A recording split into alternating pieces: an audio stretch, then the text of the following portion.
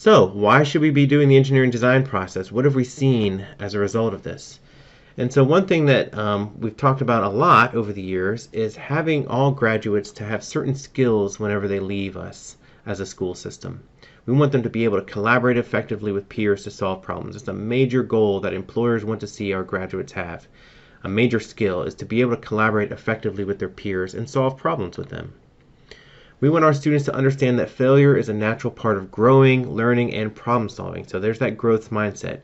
We want to make sure that we do that with our students and we develop our students to see failure as a stepping stone towards success.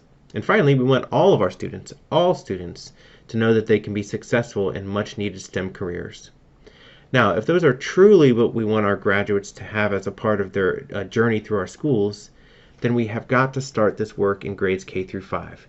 That's why this initiative is so targeted through grades K through 5, is to get these skills early for our students so they can see themselves in these careers and see themselves as successful with these skills, that they can then maximize that success in grades 6 through 12 and beyond. Now, why use the engineering design process to make that happen? There are a lot of different ways to get to these skills in the classroom, and they're all valuable. There are things that are great that our teachers are using. But what we've seen with the engineering design process is that it's been a catalyst for change for teachers to really get to these skills practically. And that's the reason why this process works so well, is that it is the one that is the most easiest and the most practical for our classroom teachers to actually make these skills happen in their classroom. So why?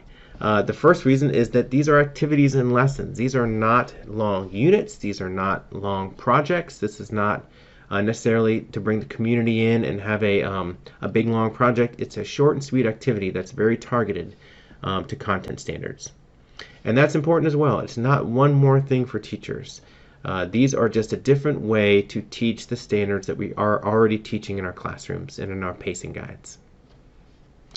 And finally, it allows a ton of teacher autonomy whenever you get started with this. So you'll have your professional judgment on the groupings in your room, the constraints you want to use for the tasks, the materials, the amount of time you want to dedicate to it, the frequency, how often you do these activities in your classroom, all completely up to the teacher whenever you get this started. So these are some reasons that have shown to be why this has been a real success for our classrooms across the state. And now we're going to walk through the process step by step to kind of get a feel for how you can get started with it in your classroom.